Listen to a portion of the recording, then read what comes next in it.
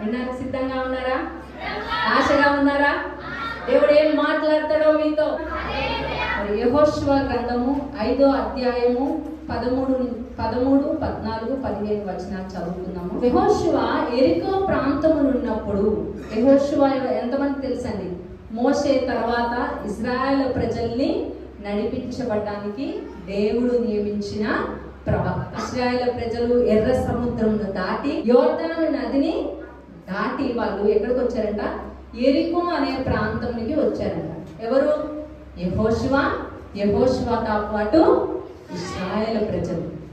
ఎప్పుడైతే ఇశ్రాయేలు ప్రజలు 400 సంవత్సరములు వారు శ్రమలు అనుభవించారో, తర్వాత దేవుణ్ణి వారి చేత మహా అద్భుతములు, మహా కార్యములు చేసి విడిపించి వారి నడవడి ఎలా ఉందంటే, ఇశ్రాయేలు ప్రజల సమస్యలు ఎలా ఉండేవంటే అండి, ఏ సమస్య చూసినా ఇంకా ఈ బ్రతుకు వేస్ట్. ఏంటి?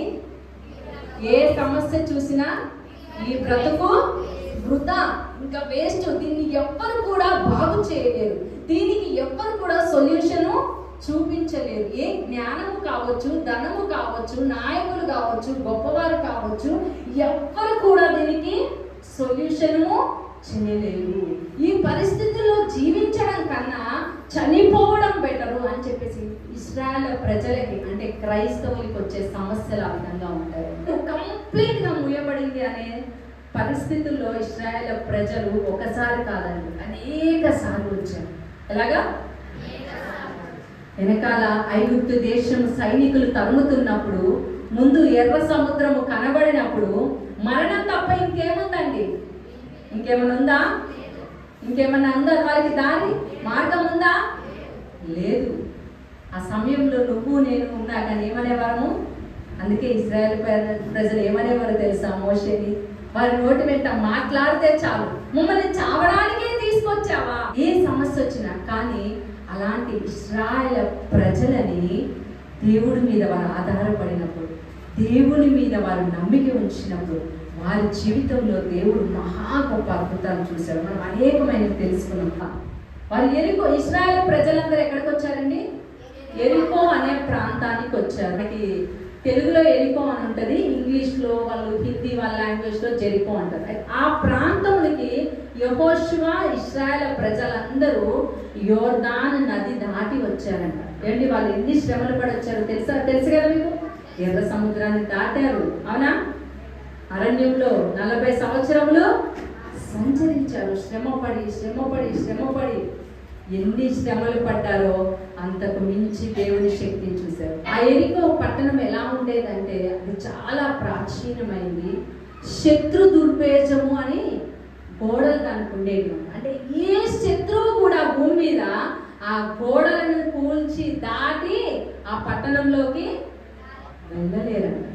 యెరికో గోడలు అంటే మనలాంటి గోడలు కాదండి. శత్రు దుర్భేజం అంటే ఏ శత్రువు కూడా ఏ విధము చేత కూడా కూలగొట్టలేనంత శక్తి చేత, బలము చేత, ఆ నైపుణ్యము చేత ఏమయ్యాయంట? యెరికో గోడలు కట్టబడ్డాయి. అందుకే ఆ యెరికో గోడలకి ఈ గోడల్ని ఎవ్వరూ జయించలేరని నా మాట అంట. ఏంటి? దాని గురించి చెప్పుకునేవారంట. కానీ అలాంటి యెరికో గోడల లోపల నివసిస్తున్న ప్రజలు దేనికి భయపడ్డారో తెలుసా అండి? ఇశ్రాయేలుకి కాదు, ఇశ్రాయేలు దేవుడికి భయపడ్డారు వాళ్ళు. ఎవరికి? ఇశ్రాయేలు కాదు, ఇశ్రాయేలు దేవుడికి వాళ్ళు భయపడ్డారు. దేవుడికి భయపడ్డారో తెలుసా? వారికంట వినికిడి అంట. వారికి ఏమి వినిపించిందంట? ఇశ్రాయేలు పక్షమునైన ఎర్ర సముద్రముని చీల్చాడంట. వారిని ఆరని నేలని నడిపించాడంట. ఇగో వారిని అరణ్యంలో ఆకాశము తెరిచి మన్నాను కుమ్మరించాడంట. వీరి దేవుడు వీరి కోసము ఎలాంటి అద్భుతమైన చేయగలుగుతాడు. కాబట్టి మనము వారి శత్రు దేశముగా ఉన్నాము. కాబట్టి మనల్ని వీరు ఏమి చేస్తారో ఇశ్రాయేలు ప్రజల మీద మనకి ఓటమి కలుగుతుందని ఇశ్రాయేలు ప్రజలు ఆ యెరికో ప్రాంతానికి రాగానే వారందరూ అంట గడగడ వణుకుతూ ఆ యెరికో గోడలు మూసేశారు. ఏం చేశారు? ఆ యెరికో గోడల ద్వారములు కంప్లీట్ గా మూసేసి దాన్ని ఎవ్వరు కూడా లోపలికి వెళ్ళకుండా, అవి ఎక్కలేని ఎత్తైన గోడలండి. భయముతో ద్వారంలో ఏం చేసేసారు? మూసేశారు. మేము ఇక్కడి నుంచి వెళ్ళిపోతామండి, సాగి వెళ్ళిపోతాం అంటే కూడా వారు ఏం చేశారు? వీలు. దేవుడు ఒకటే మాట, వెనకకి చూడమనట్లేదు, ముందుకి సాగు. ముందుకి సాగాలంటే వీరు ఆ ఎరికో గోడల్ని దాటి వెళ్ళాలి, లేదా వాళ్ళ ద్వారములు తెరిస్తే అది దాటి వెళ్ళాలి. వాళ్ళేమో భయపడి ఏం చేస్తారు? ఒకసారి మీ జీవితం కూడా అన్ని మార్గాలు మూయబడిన దానిలా ఉంటాయి. ఎలాగా? అన్ని కంప్లీట్ గా మూయబడిపోయిన దానిలాగా అనిపిస్తుంది. నీకు అనిపిస్తుంది కదా, మనకు అనిపిస్తుంది అలాగా. అంటే యెహోషువ ఆ సమయంలో ఎలా ఉన్నాడు? ఎక్కడో చోట భయంతో ఉన్నాడు. అందుకే నువ్వు మా పక్షంలో ఉన్నవాడివా, లేకపోతే ఎరికో సైన్యములో నుంచి ఏమన్నా వేగుల వారిలాగా అనా డిటెక్టివ్ లాగా ఏమన్నా వచ్చావా అని ఎవరు అడుగుతున్నారు? మనం కూడా భయపడతామండి. మనము కూడా యెహోషువలానే దిగులు పడతాం. సమస్య వచ్చినప్పుడు బాధపడటం, దిగులు పడటం, భయపడటం. కానీ ఆ భయంలో కూడా మనకి విశ్వాసం ఉంటుందండి. ఆ దిగుల్లో కూడా, ఆ కన్నీరులో కూడా మనకి ఏముంటుంది? ఒక విశ్వాసం, ఒక నిరీక్షణ ఉంటుంది. దేవుడు తప్పక నాకు సహాయము చేస్తాడు.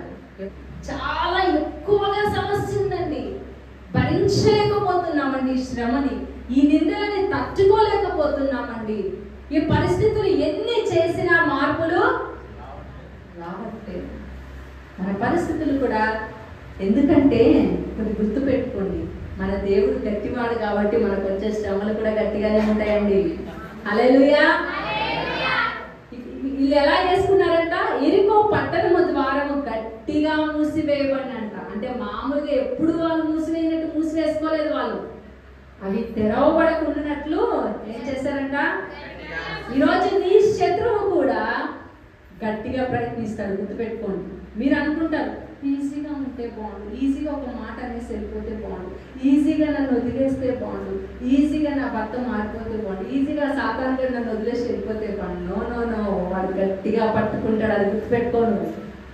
నీ జీవితాన్ని, నీకున్న స్థితిగతుల్ని కావచ్చు, నీ శత్రువులు ఎలా పెట్టుకుంటారు? గట్టిగా పట్టుకుంటారు. ఇంత సమస్య వస్తుంది అనుకోలేదండి అని అనుకోకుండా నీకు గట్టిగానే వస్తుంది సమస్య. ఇప్పటి వరకు గట్టిగా శత్రువు నిన్ను పట్టుకుంటాడని కానీ ఏమనిపిస్తుంది మనకి? భయం అనిపించింది. గట్టిగా వ్యాధి నిన్ను పట్టుకుంటుంది అన్నప్పుడు ఏమనిపిస్తుంది? భయం అనిపించేస్తుంది. గట్టిగా నీకు చుట్టుపక్కల ఉన్న సమస్యలు పెరిగిపోతాయి, నీ శత్రువులు నిన్ను ఇంకా గట్టిగా ఓడించాలని ప్రయత్నం చేస్తారు అన్నప్పుడు హృదయంలో ఏమొచ్చేస్తుందండి? భయం వచ్చేస్తుంది, బాధ వచ్చేస్తుంది, దిగులు వచ్చేస్తుంది, టెన్షన్ వచ్చేస్తుంది. అవునా కాదా? కానీ దేవుడు ఏమన్నాడు?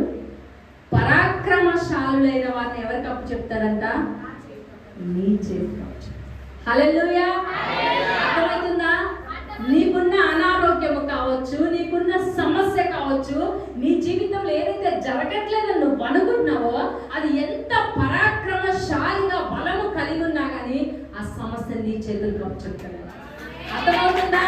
నీ శత్రువు ఎంత గొప్పవాళ్ళు కావచ్చు, వాళ్ళకి ఎంత బలము కావచ్చు, వాళ్ళకి ఎంత ధనము కావచ్చు, వాళ్ళకి ఎంత అధికారం ఉండొచ్చు, జ్ఞానము కావచ్చు, తెలివి కావచ్చు, ఎంతనా ఉండదు, ఆ పరాక్రమశాలందరినీ దేవుడు నీ చేతికి అప్పచెప్పుతానని ఈరోజు నీకు చెప్తున్నాడు.